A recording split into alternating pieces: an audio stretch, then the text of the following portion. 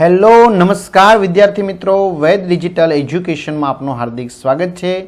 વિદ્યાર્થી મિત્રો, આજે આપણે ધોરણ 12 વિષય હિન્દી જેના મોસ્ટ આઈએમપી પ્રશ્નો, મોસ્ટ આઈએમપી વિચાર વિસ્તાર, મોસ્ટ આઈએમપી અહેવાલ, જે તમામ વસ્તુઓ છે એની આપણે આ વિડીયોમાં ચર્ચા કરવાની છે. તો વિડીયોને અંત તક સુધી નિહાળવો, જેથી કરીને મિત્રો આ પ્રશ્નો આપણે પહેલાં કરીશું તો બોર્ડમાં આપણે સારામાં સારા માર્ક્સ સાથે પાસ થશું અથવા તો સારામાં સારા માર્ક્સ પ્રાપ્ત કરીશું. तो विभाग एनी अंदर निम्नलिखित प्रश्नों के उत्तर 2-3 वाक्यों में लिखिए.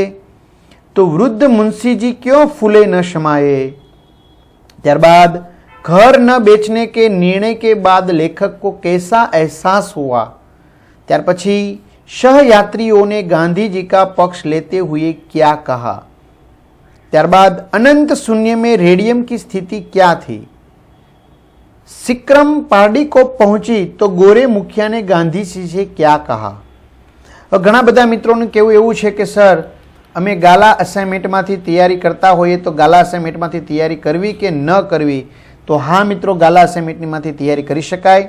તો પાછો બીજો પ્રશ્ન પણ એનો આવતો હોય છે કે સર એનું સંપૂર્ણ સોલ્યુશન અમને ક્યાંય મળતું નથી, અમે મથીને થાકી ગયા, વાંચવામાં તકલીફ પડે છે.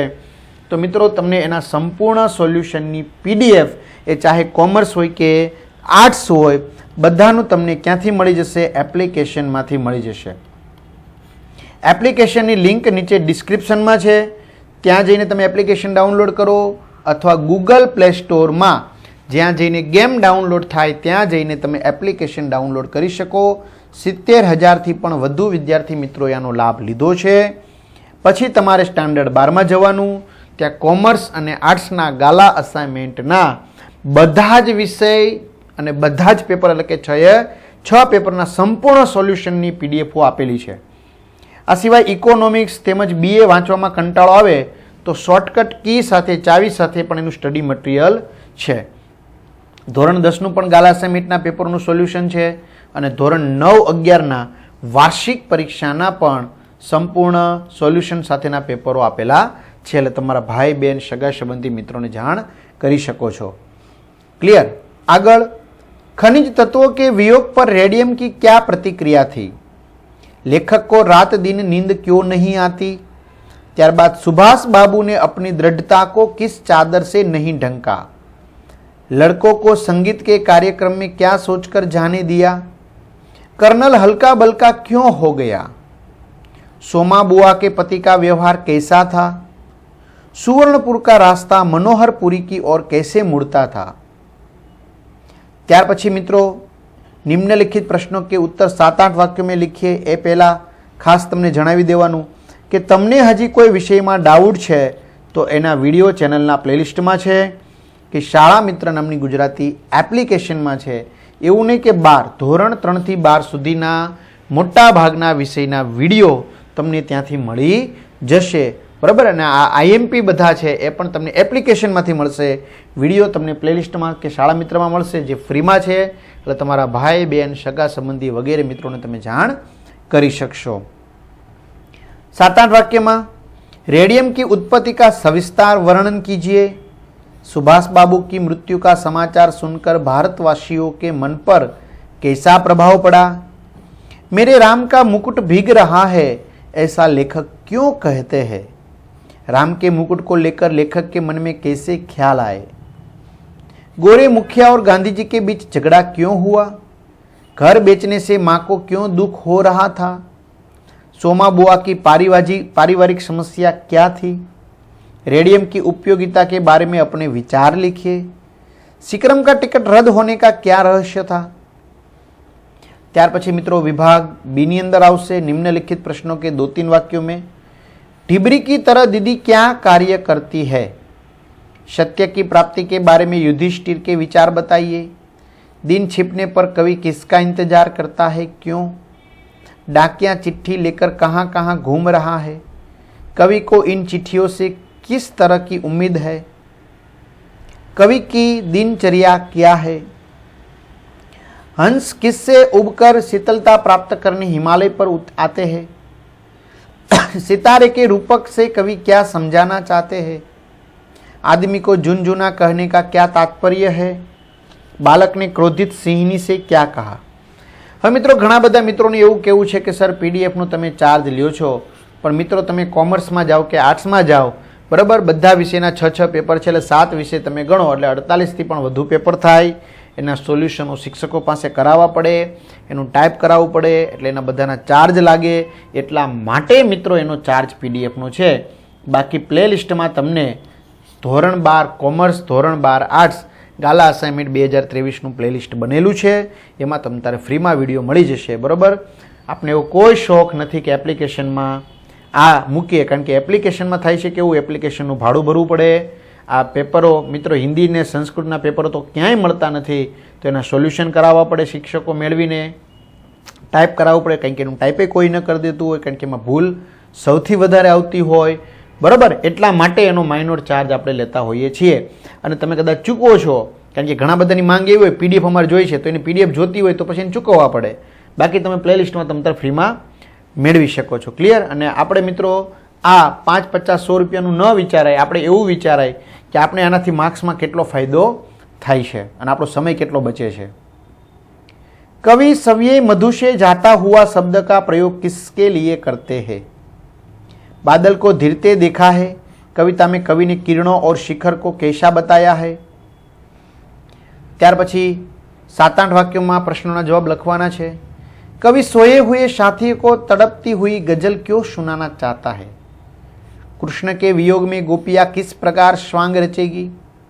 बादल को धीरते देखा है, कविता में कवि ने किन किन रंगों के संयोजन से इंद्रधनुषी प्रभाव पैदा किया है। बालक भरत का लालन पालन कैसा हुआ। बे रंग चिट्ठी में लिखे दुख दर्द का वर्णन कीजिए। तुम कभी भी नहीं आओगे सूखे बरगद को हरी तिमा देने का भावार्थ लिखिए। प्रथम पद हरि बिन कछु न सुहावे का भावार्थ अपने शब्दों में लिखिए।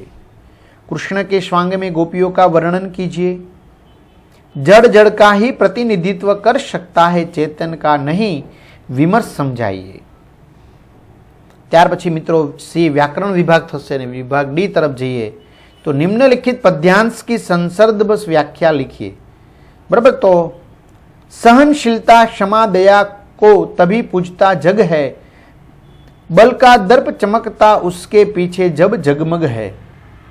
जो जल बाढ़े नाव में घर में बाढ़े दाम, दोनों हाथ उलीचिए यह सज्जन को काम। अति परचे ते होत है, अरुचि अनादर भाय, मलयगिरी की भीलनी चंदन देत जराय। ત્યાર પછી निम्नलिखित अपठित गद्यांश को पढ़कर 1/3 भाग में सारांश लिखकर उचित शीर्षक दीजिए। એટલે કે તમને અહીં પેરેગ્રાફ આપવામાં આવ્યો છે ગદ્यांश, એનો તમારે 3જા ભાગમાં એનો સારાંશ લખવાનો છે અને પછી તમારે યોગ્ય અને શીર્ષક એટલે કે ટાઇટલ આપવાનું છે. તો જે તમે વિડીયો પોઝ કરી અને વાંચી શકશો, તો સ્ક્રીનશોટ લઈ શકશો. બીજો આઈએમપી છે, બરાબર, એનો 1/3 ભાગ તમારે લખવાનો છે અને પછી તમારે યોગ્ય શીર્ષક આપવાનું છે. સ્ક્રીનશોટ લઈ શકો તો વિડીયો પોઝ કરીને વાંચી શકો છો. આ 3જો પેરેગ્રાફ થઈ ગયો, બરાબર. આ જે મોસ્ટ આઈએમપી છે. ત્યાર પછી વિભાગ ई तरफ જઈએ तो निम्नलिखित रूपरेखा के आधार पर कहानी लिखकर उचित शीर्षक दीजिए। जो कहानी એટલે તમારે વાર્તા લખવાની છે આ મુદ્દા પરથી અને પછી તમારે યોગ્ય એને શીર્ષક આપવાનું છે. गांव अकाल, दयालु जमींदार, गरीब बच्चों को रोटियां बांटना, एक छोटी रोटी, हर बालक का बड़ी रोटी के लिए झपटना, छोटे को न लेना, एक बालिका का उसे उठाना, घर जाकर तोड़ना, अंदर सोने की मुहर, माँ बाप का मुहर लौटाना, इनाम बोध। बराबर। एक निर्दयी राजा वालों છે, अंधी औरत, आंखों का इलाज। बराबर। तो आ मित्रों कहानी तमारे आमनी लखवानी थशे। स्क्रीनशॉट लई शको छो। ત્યાર પછી निम्नलिखित विषय पर लगभग 250 शब्दों में निबंध लिखिए। आतंकवाद एक वैश्विक समस्या, मोस्ट आईएमपी, जो एना मुद्दाओ आपेला है। मेरे प्रिय नेता गांधी बापू, एमना भी मुद्दा है मित्रों। देश के प्रति युवकों का कर्तव्य, बराबर, देश प्रति युवानों समर्पण कर्तव्य शू है। विद्याभ्यास और मोबाइल फोन, जेम के तमे अत्यारे विडियो जोई रह्या छो तो मोबाइल फोन ज छे, पण साथे साथे तमे एमां विद्याभ्यास के करी रह्या छो, बराबर। कारण के कोरोनाए आपणे घणुं बधुं शीखवाड्युं कि गमे त्यारे मोबाइलनी मददथी गमे त्यारे गमे त्यां अने गमे तेटली वार तमे आ विडियो जोई शको छो। प्रदूषण एक विकट समस्या है, आ भी एक मोस्ट एमपी है। हिंदी फिल्मों से लाभ और हानि,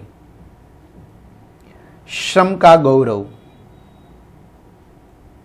तो आ रीते मित्रों संपूर्ण मोस्ट आईएमपी प्रश्नों की आपणे चर्चा करी। आ सिवाय मित्रों व्हाट्सएप, टेलिग्राम, फेसबुक, इंस्टाग्राम की लिंक डिस्क्रिप्शन में आपेली है, एमां तमे जॉइन थई शको छो। अथवा आ नंबर पर तमे मात्र व्हाट्सएप मैसेज करशो, तमने एप्लिकेशन की लिंक मळी जशे अने प्लेलिस्ट में तमने बधा ज विडियो मळी जशे। एटले तमारा भाई बेन, सगा संबंधी, मित्रों वगैरह ने जाण करवी अने घरे बैठा एज्युकेशन लाभ लेवो। बीजू मित्रों आ पीडीएफ तमारे एप्लिकेशन में डाउनलॉड थई शकशे, पण तमे एनी पीडीएफ नी प्रिंट कढवी शकशो नहीं। बराबर आ बाबतनुं ध्यान रहे अने बधा सारामां सारा मार्क्स लावो, पछी तमारुं रिजल्ट आ नंबर पर तमे अમને व्हाट्सएप करशो। तो तमामने ऑल द बेस्ट। अस्तु। जय हिंद, जय भारत।